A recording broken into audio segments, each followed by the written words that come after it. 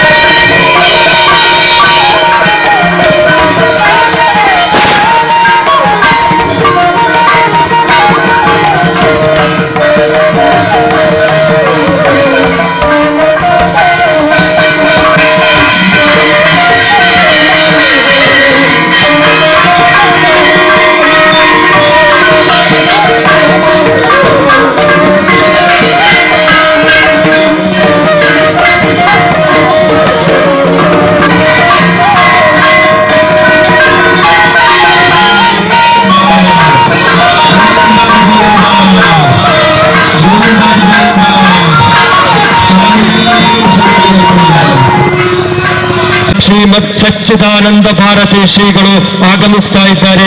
ಅವರಿಗೆ ಹಾರ್ದಿಕವಾದಂತಹ ಸ್ವಾಗತ ಸುಸ್ವಾಗತ. ಶ್ರೀಮತ್ ಎಡನಿದಾಯಕವಾಗಿ ಸ್ವಾಗತಿಸ್ತಾ ಇದ್ದಾರೆ.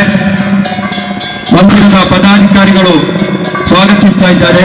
ಶ್ರೀ ಶ್ರೀ ಸಚ್ಚಿದಾನಂದ ಭಾರತಿ ಶ್ರೀಗಳಿಗೆ ಹಾರ್ದಿಕವಾದಂತಹ ಸ್ವಾಗತಗಳು, ನಮನಗಳು, ವಂದನೆಗಳು.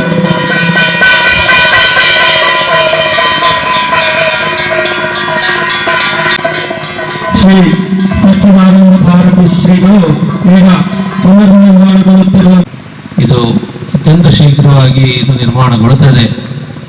ಏನು ಇಲ್ಲಿ ಭಕ್ತಾದಿಗಳು ಕಂಡಂತಹ ಕನಸಿದೆ, ಖಂಡಿತವಾಗಿಯೂ 1 ವರ್ಷದೊಳಗೆ ಖಂಡಿತವಾಗಿ ಇದು ಪೂರ್ಣಗೊಳ್ಳುತ್ತದೆ ಅನ್ನುವಂತಹ ವಿಶ್ವಾಸ ನಮಗಿದೆ. ಅದಕ್ಕಾಗಿ ಈ ಸ್ಥಳದಲ್ಲಿ ನೆಲೆಯಾದಂತಹ ಅಯ್ಯಪ್ಪ ಸ್ವಾಮಿ ಮತ್ತು ನಾವು ನಂಬಿದ ಎಲ್ಲ ದೇವರುಗಳ ಅನುಗ್ರಹ ಇರಲಿ ಅನ್ನೋದಾಗಿ ಸಂದರ್ಭದಲ್ಲಿ ಹಾರೈಸ್ತಾ ಇದ್ದೇವೆ. ನಡೀತಾ ಇದೆ. ನಾವು ನಿಧಿಯನ್ನು ಕೊಟ್ಟು ಮಂದಿರ ನಿರ್ಮಾಣ ಆಗೋದಲ್ಲ, ಆ ದೇವರು ನಮ್ಮಲ್ಲಿ ಆ ವ್ಯವಸ್ಥೆಯನ್ನು ಮಾಡಿಕೊಡೋದು. ಆ ದೇವರು ಕೊಟ್ಟಂತಹ ಶಕ್ತಿಯಿಂದಾಗಿ ನಾವು ಅದಕ್ಕೆ ನಮ್ಮಿಂದ ಒಂದು ಸೇವೆಯನ್ನು ನೀಡೋದು. ಹಾಗಿರುವಾಗ ನಮಗೆ ಒಂದು ಅವಕಾಶ, ನಾವಿರುವಾಗ ನಮ್ಮ ಜೀವಿತ ಕಾಲದಲ್ಲಿ ಒಂದು ಮಂದಿರ ನಿರ್ಮಾಣ ಆಗ್ತದೆ, ಭಜನಾ ಮಂದಿರ ನಿರ್ಮಾಣ ಆಗ್ತದೆ, ಒಂದು ವಿವಾಹ ಕೇಂದ್ರ ನಿರ್ಮಾಣ ಆಗ್ತದೆ ಅಂದರೆ ನಮ್ಮ ಜೀವಿತದ ಅವಧಿಯಲ್ಲಿ ನಮಗೊಂದು ಅವಕಾಶ. ಹಾಗಿರುವಾಗ ಖಂಡಿತವಾಗಿ ನಾವು ಅದರಲ್ಲಿ ಸೇರಿಕೊಳ್ಳುವಂಥ ಒಂದು ಮನಸ್ಸನ್ನು ಮಾಡಿದರೆ ಆ ನಿರ್ಮಾಣ ಅತ್ಯಂತ ಸುಲಭವಾಗಿ ಆಗ್ತದೆ ಅನ್ನೋದರಲ್ಲಿ ಯಾವುದೇ ಸಂದೇಹ ಇಲ್ಲ. ಆ ನಿಟ್ಟಿನಲ್ಲಿ ನಿಸಂಚಯನ ಕಾರ್ಯಕ್ರಮದಲ್ಲಿ ಈ ಮಂದಿರದ ಕರ್ತೃಗಳಾದ ಬ್ರಹ್ಮಶ್ರೀ ತಂದ್ರಿ ಉಳಿತಾಯ ವಿಶ್ವಾಸರವರು ಉಪಸ್ಥಿತರಿದ್ದಾರೆ.